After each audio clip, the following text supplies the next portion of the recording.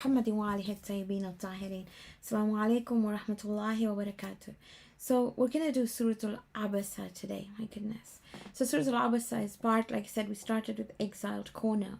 We did Surah Al Munafiqun last week. And today we're going to look at Surah Al Abasa. Abasa in essence, it's translated as the one who frowned.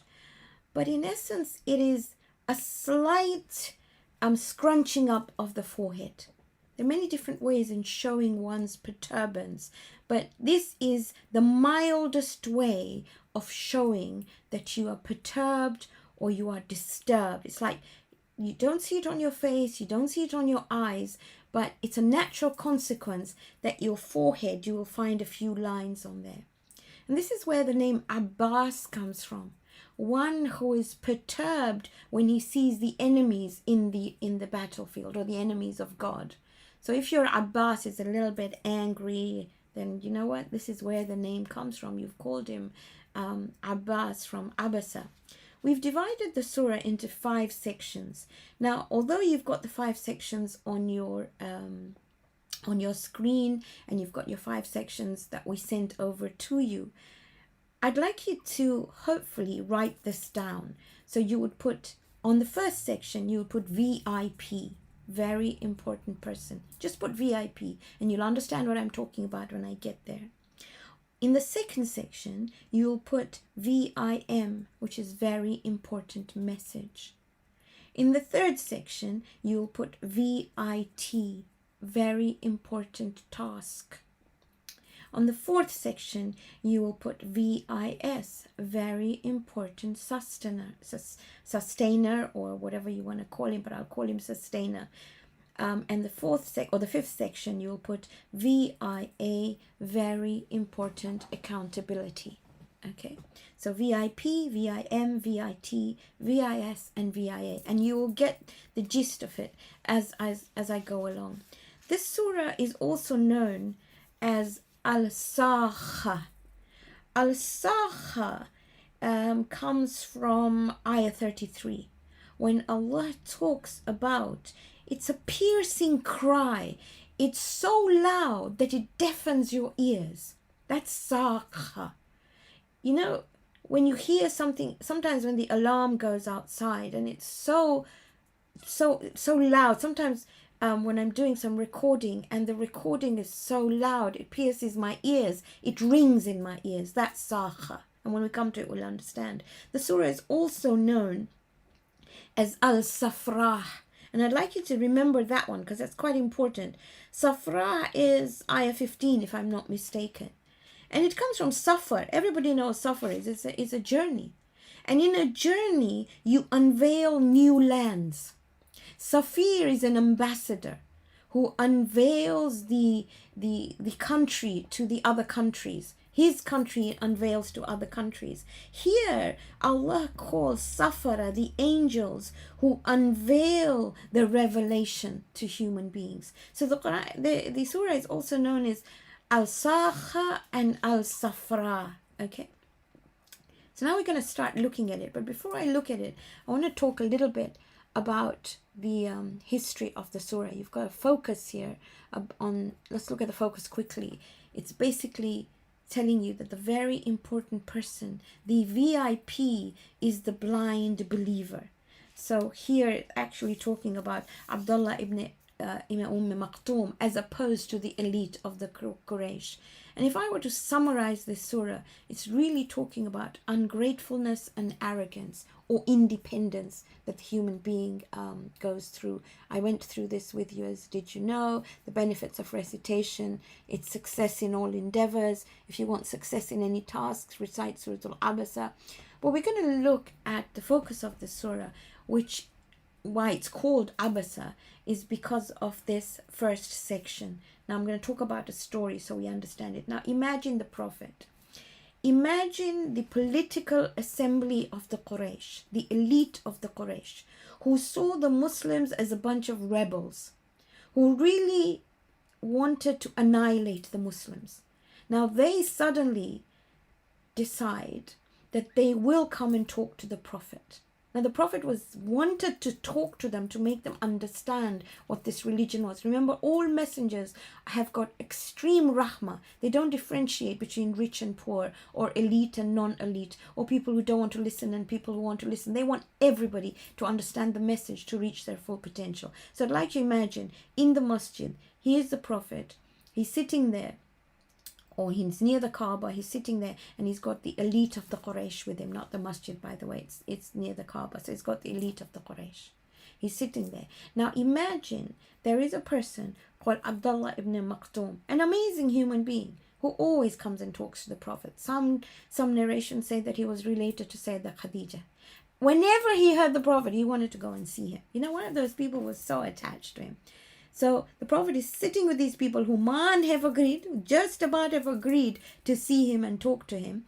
And he comes in, Ya Muhammad, tell me something that I can make myself better. Anything, just tell me anything. Give me a hadith. Tell me something. Now, there are many variations of, you have Allama Tabatabai saying different things. You know, all the Mufassirin say different things. I'm going to give you, Sayyid Murtaza, for example, says something different. Allama Tabatabai says something different. But in essence, if you imagine that the Quraysh are thinking, oh my goodness, yeah, we're sitting in this very important meeting and this person is coming in. So we are told, Sayyid Murtaza sort of of the opinion that it is the Quraysh, one of the people, and there are so many names given, one of them who was a little bit perturbed and who made a face and who frowned. The Prophet, we are told, looked at Abdullah ibn Maktoum, remember Abdullah ibn Maktoum is blind, so he can't see it.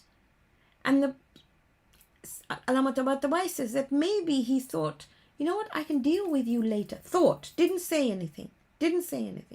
But those who are the elite of the, who are sitting with the Prophet, they actually did frown. And they did, remember, people who are blind can pick up vibes. So you can imagine he's picking up this vibe that he's not wanted there. Not from the Prophet, but from these others. Because the Prophet is Rahmatul lil Alameen.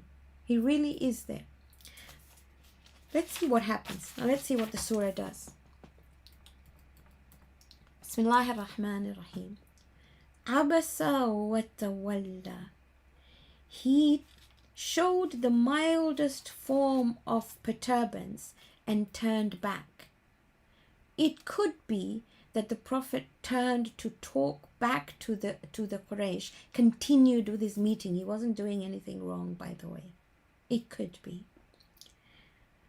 Anja'ahul a'ama, because there came to them the blind man. So you've got the background of this. وَمَا يُدْرِكَ لَعَلَّهُ يَزَّكَّى. Now this is for the blind man. وَمَا يُدْرِكَ is a powerful sentence. It's saying, and you don't have any means to know that if you had told him something small, وَمَا يُدْرِكَ لَعَلَّهُ يَزَّكَّى, and you do not know that you may have, if you had said something to him, it would have gone towards his purification. That means he would have become a better person just by you saying something small to him.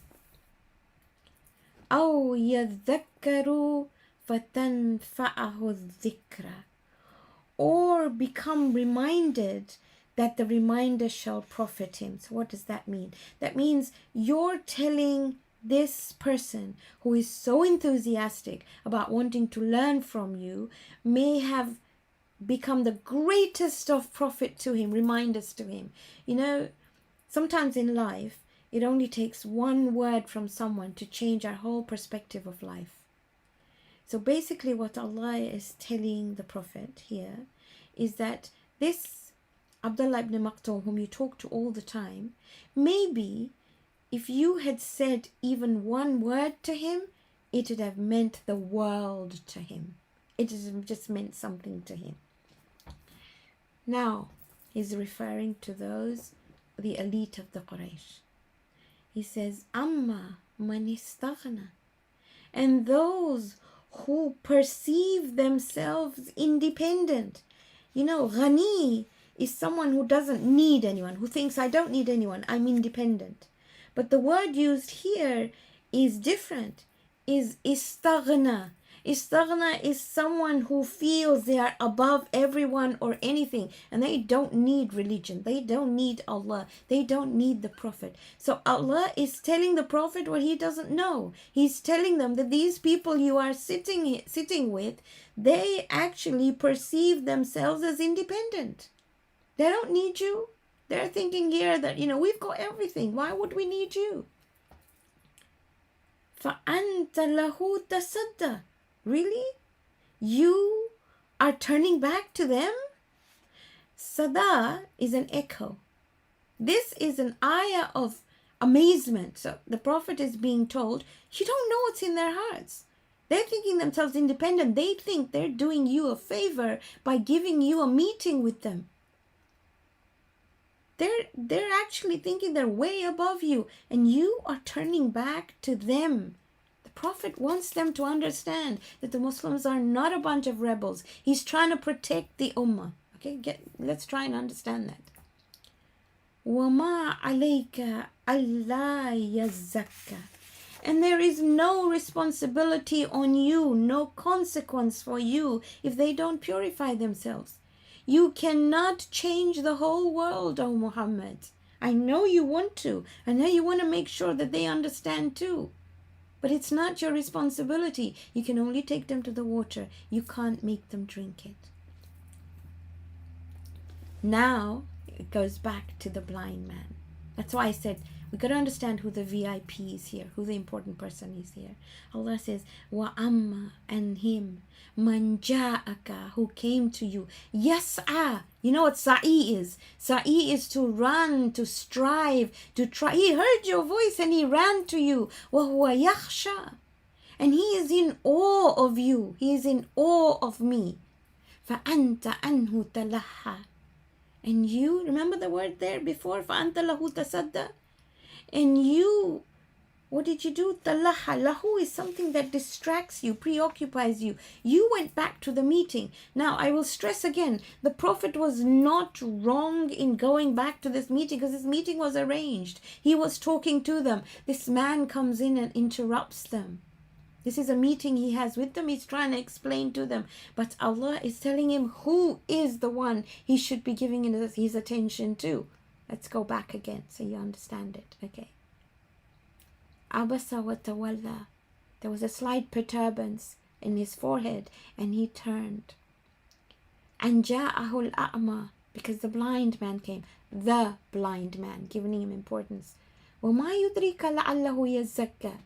And you don't know what word of yours would have resulted in him having a change, complete change in his soul. أَوْ يَذَّكَّرُ فَتَنْفَعُهُ الذِّكْرَى. And that your reminder might have profited him. Something that you might have said might have changed his whole life.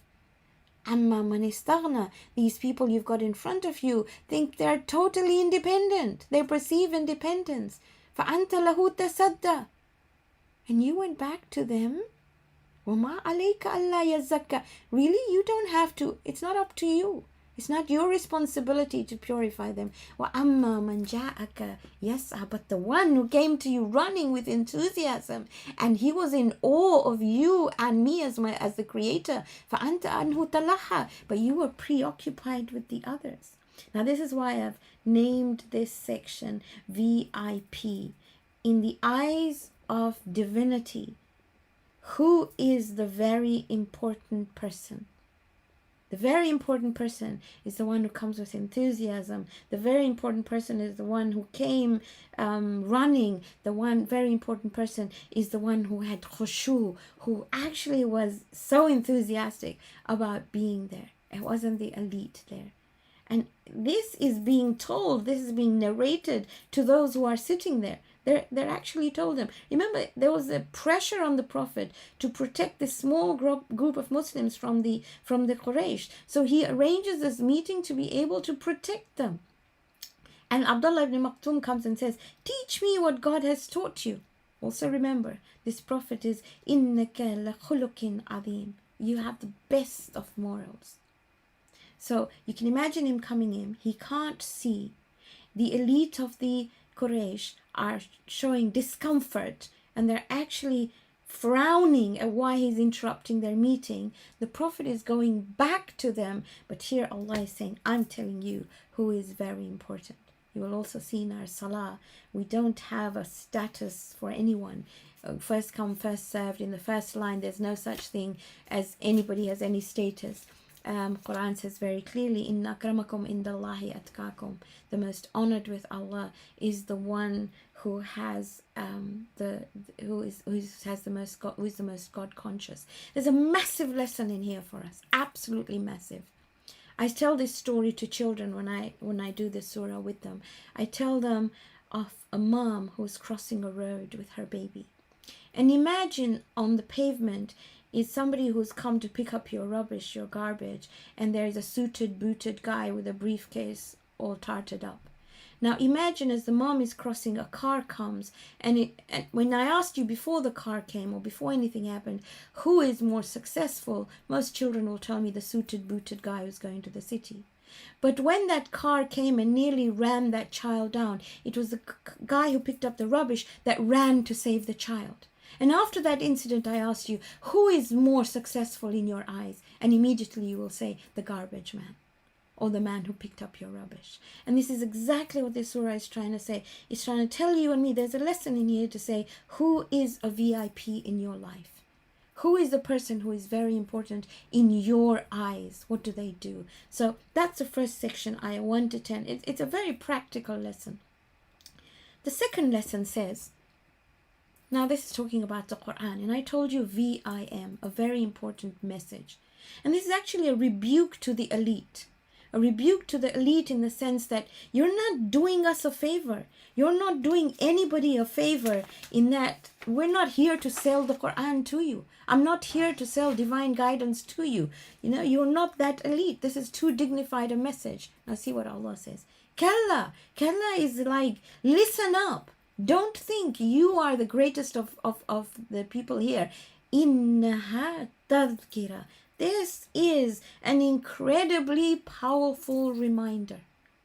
This Quran, and reminder is something you already know. It tells me about me. It tells me my origin. It tells me where I'm going to go. It tells me I'm accountable. It tells me this is who you are.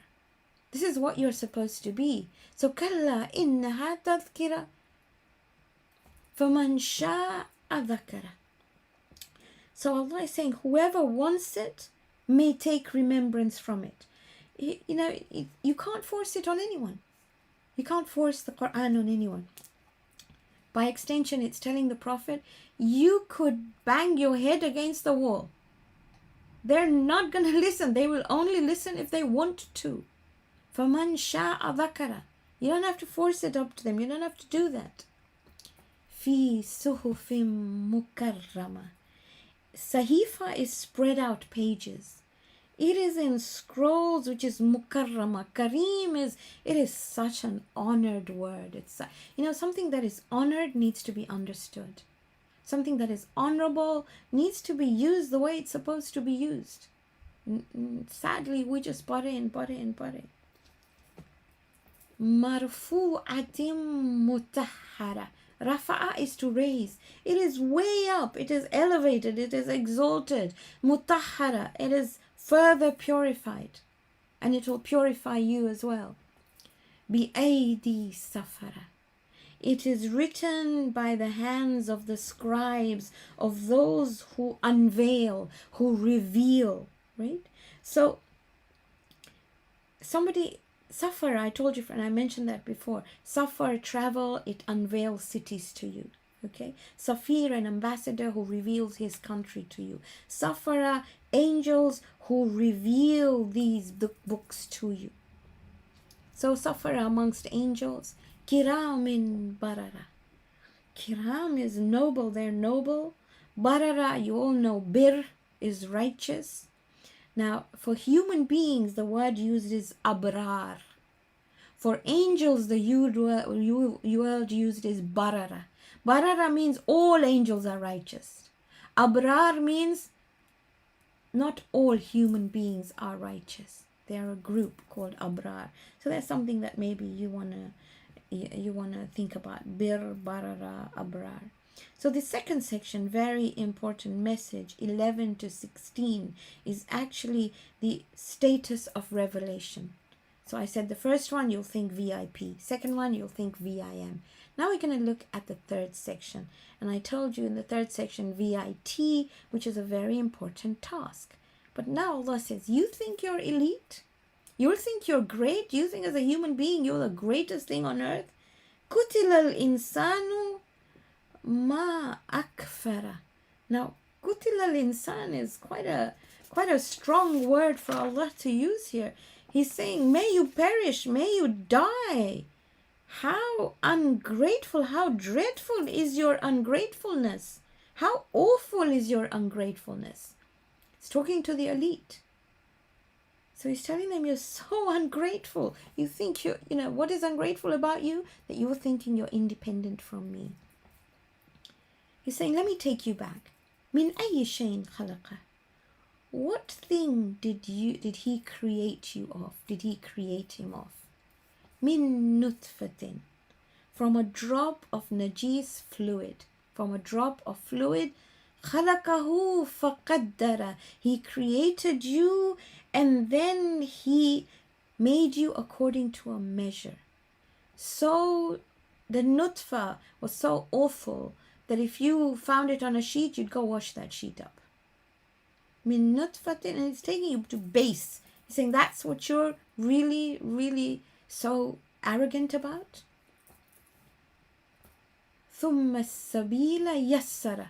And then he makes it even more, if I can say, open. He says, and then he opened up the way for you to come out of the womb.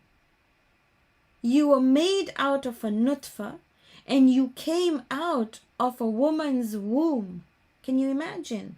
He opened the way for you to come out of this womb. Think of where you came from. Then he says, ثُمَّ أَمَاتَهُ, and then you die. فَأَكْبَرَ. Then you go into another grave, into another womb, into the womb of the earth. Mother Earth, they call it. You went from one stomach to another stomach. Quran calls the earth mihad. Mihad is a cradle. You went from being held in the womb to being held in the qabr. ثُمَّ إِذَا شَاءَ أَنْشَرَ. And then when he pleases, when he wants, anshara, nushur, he will give you life again. He will spread you. Nashara is to spread. He will bring you back, all of you back to life again. Kalla. Now this is the task. Kalla. Listen up. Lamma yakdi ma amara. But you did not still fulfill your duty. What was your duty? Your duty was to submit to divinity. Kalla. This is the most important sentence here. Kalla. Listen up. Lamma, you didn't. Yaqdi ma amara. You did not fulfill your amar, your duty. If you fulfilled your duty as to be his slave, then you would not have shown this arrogance to other human beings. So the third section, very important task, and the very important task is to be able to submit to divinity. We're going to look at the fourth section. So he's saying, you know what? Maybe you didn't know where you were made from. Maybe you didn't know how you were born. And maybe you can't see your grave and how you will be in it. So let me take you back to VIS, very important sustainer. So you can see this much. He says, فَلْيَنْظُرِ الْإِنسَانُ إِلَى طَعَامِهِ. He says, oh human being, you should take a good look at your food. Ta'am, at what you eat.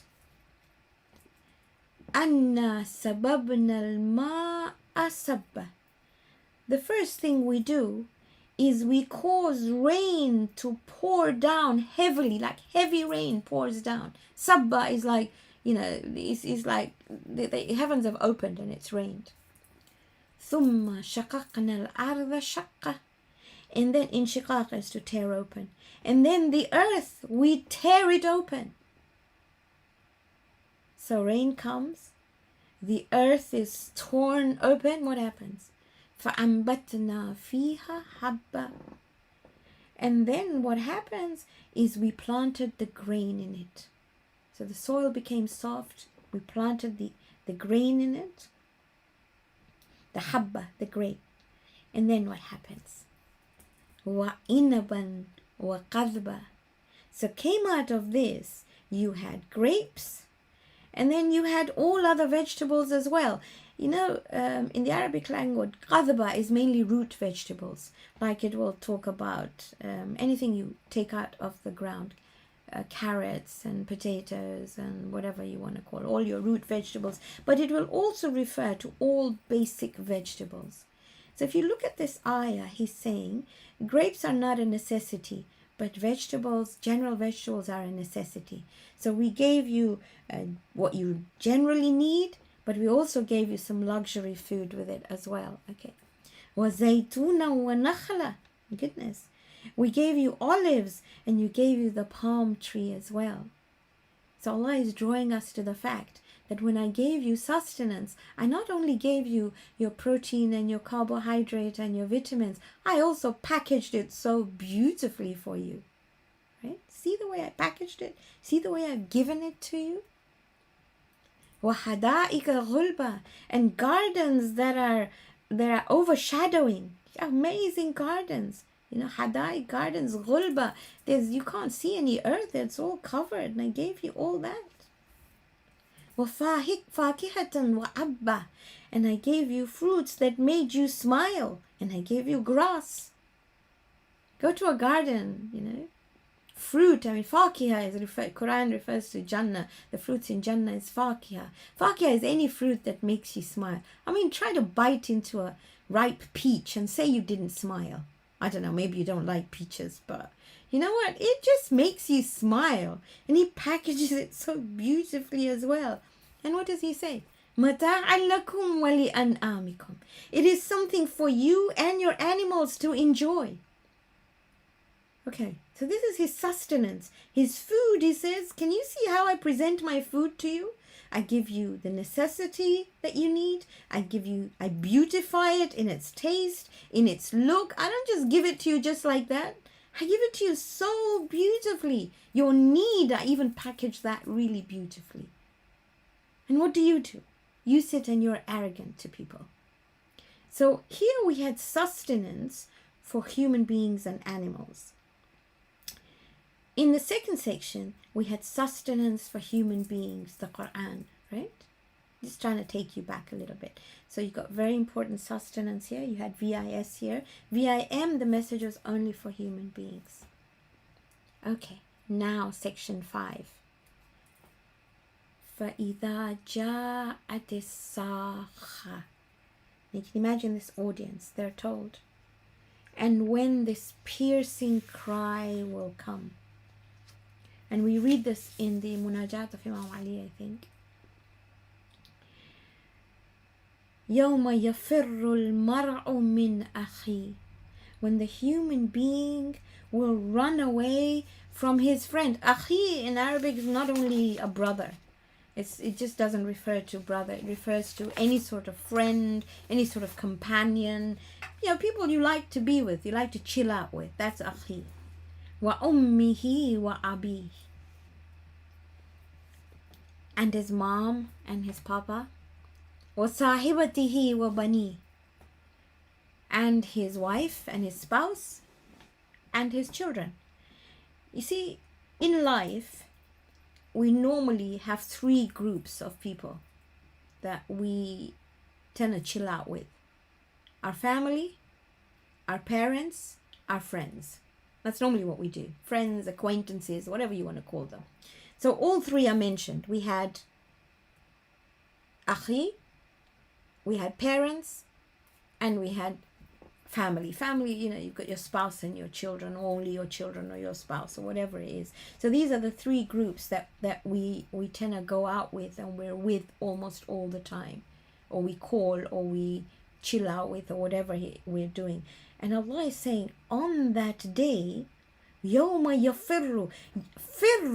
Yafirru is when you run away from something because you're scared. Why would you be scared of the people you chilled out with in the world? Why would I run away from my children, from my parents, and from my friends? Now, I'm not scared of them. They're the ones I stayed for in life. I used them. There were people I was with all the time. I run away because I'm scared they're going to ask me for something I don't want to give them. That's why I run away. It's probably like me as a grandma. Try to get out of babysitting half the time. Okay? That's yafirru. Don't want to babysit all the time. I only want to babysit when I think it's convenient. And then I make excuses. Yeah? Alright, you can all make your faces if you like. But I'm just giving you an example of what this is about. You say it in the nicest of ways, No, not convenient today. Oh my goodness, another baby. I've raised 5 of my own. Okay? So here on the day of judgment, they're told, you're going to run away from... I don't run away from them in terror, by the way. I love all my grandchildren to bits, absolute bits. But when you have 6 together, you know what? You want to run away. Okay, so here... Shanaz, you're gonna experience that quite soon. So sahibatihi wa bani, why would you run away? You're running away because you don't want to give them something. I don't want to give them my time to all 6 together. 1 at a time is good. So they're running away on the day of judgment. I think you'll remember that. Why? لِكُلِّ امْرِئٍ مِّنْهُمْ يَوْمَئِذٍ شَأْنٌ يُغْنِي. Because every one of them on that day will be occupied with themselves. Sha'n is what only you can do.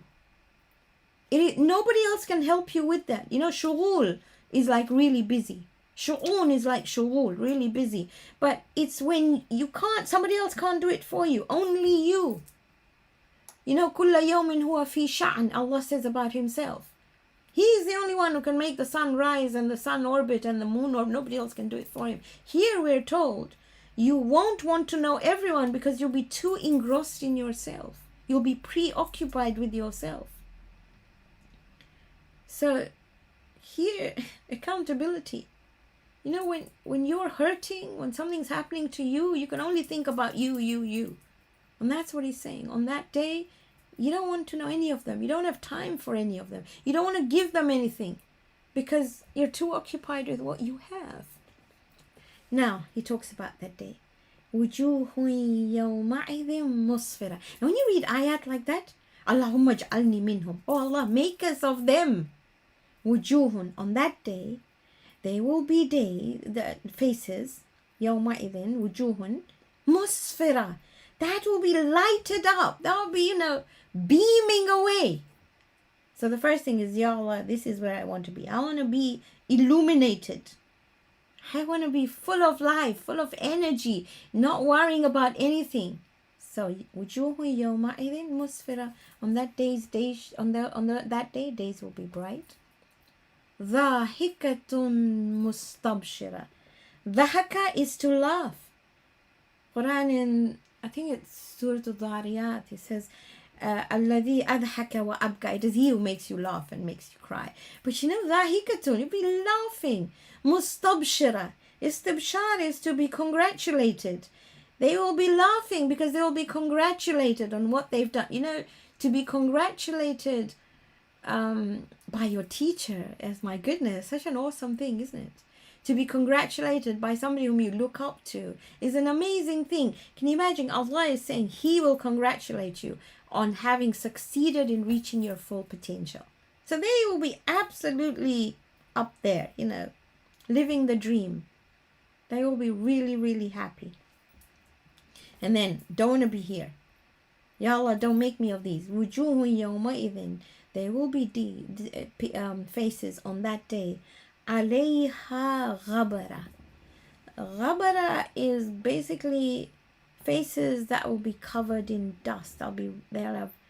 When you say somebody's face was rubbed in the dirt, it's like really humiliated. They'll feel really bad. Humiliated, right? So humiliated faces. Tarhakuha qatara. Oh my goodness, how do I explain this? Okay, so qatara is, if you imagine a fireman, a fire person who's gone to deal with a fire, and there's lots of smoke and soot, and he comes out with a blackened face. That is qatara.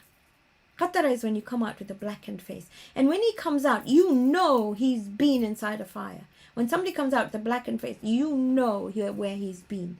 So tarhaquha, rahik is also known as somebody who's inclined towards evil or somebody who's stupid. Hasn't understood the value of life, understand the purpose of life. So Allah is saying, tarhaquha qatara. They were inclined towards evil, and it shows on their face.